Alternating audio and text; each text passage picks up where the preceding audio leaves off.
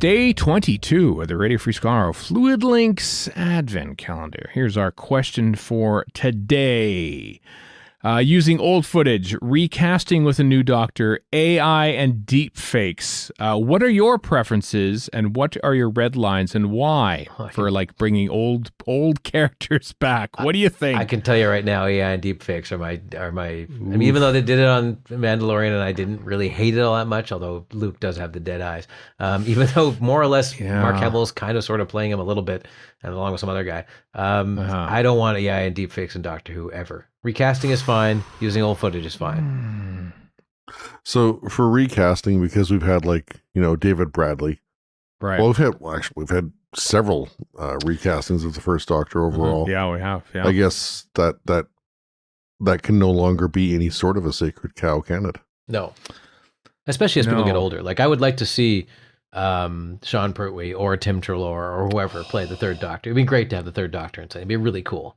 I think Sean Pertwee there would be a.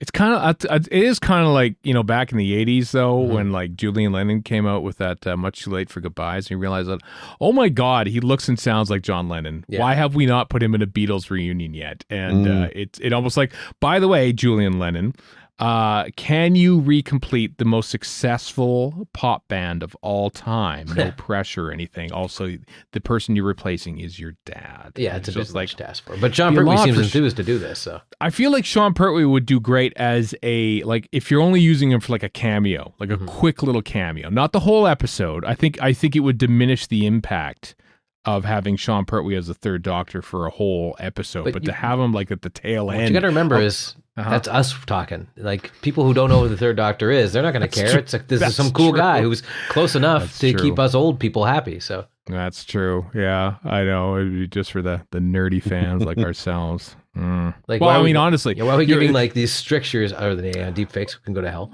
Well, yeah. Well, I mean, if we're gonna alienate fans to begin with, then I guess why bother using old footage or recasting or AI at all? You're just gonna go. So, who is this person and why did he look so fake? Well, let me tell you why. You have to go with this big explanation as to why this fake-looking person showed up on your TV show. Yeah, I mean that's the whole Grand Moff Tarkin thing all over again, which I still give them credit for trying. But they could have just had a different Grand I agree. Moff or general. There's a Grand Moff in End of Revenge of the Sith who doesn't look a lot like, but it's supposed to be him. And, that'd be good enough. It doesn't have to be the same guy. Like there's understudies for a reason in plays. You just accept it. It just. The human mind will just move past this kind of stuff.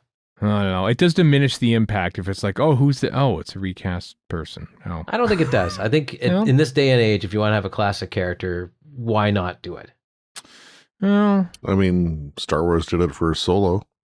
That's true too. You got Han Solo recast. You've got Lando Calrissian recast. And despite the problems of that movie, the casting wasn't a problem with that movie. No. Well, it wasn't Harrison Ford or Billy D. Williams. Well, too bad. They're old. Yeah, I know. Well, just make new stories and not have to sort of go back. Yes, absolutely. I completely agree with you. Yeah. Make new stories with different characters. That's fine. Yeah. We don't necessarily need, because, Adventure in Space and Time tried to cast someone else as Patrick Troughton, and it's like, nope, this is okay. Imagine recasting Patrick Troughton. But you watched David Bradley play essentially the first Doctor and William Hartnell for an hour and a half, and you loved it, and so did I, and everybody else did a great job too. Well, you know what? We saw David Bradley as William Hartnell. Which helped, I think, his transition to be the first Doctor. I think if if Adventure in Space and Time hadn't happened, I don't think we would have. Again, only nerds like us care about this. Chris, where do you fall on this matter? AI or recasting or old footage? Like somehow using old footage into an episode, like they've occasionally done as well. I love that. Yeah, yeah, it looks like hell. Who cares? That's part of the fun. Yeah. Well, I mean, in the Giggle, they had the inserts of colorized snippets from the Celestial Toymaker. It did, and they kind of move them around to make you not look too hard. Which was Kieran Heitman and Rich Tipple and the lot doing that. That's true. Yeah, their work showing up on BBC One. Nice work, fellas. Yeah, for sure. I don't know about AI and deep fakes. I mean, depends on how good they get. Right now, no, I don't think it's good enough. But you can do. I don't like the technology. but you can do a lot with it potentially. Yeah. It has to be in the right hands too. Like if the BBC, the production team making Doctor Who's doing it, fine. But if I've got some nerd on Twitter going, I'm going to destroy Hollywood by remaking all the Doctor Who's, except everybody's going to be, I don't know, have giant boobs or whatever it is, the nerds like.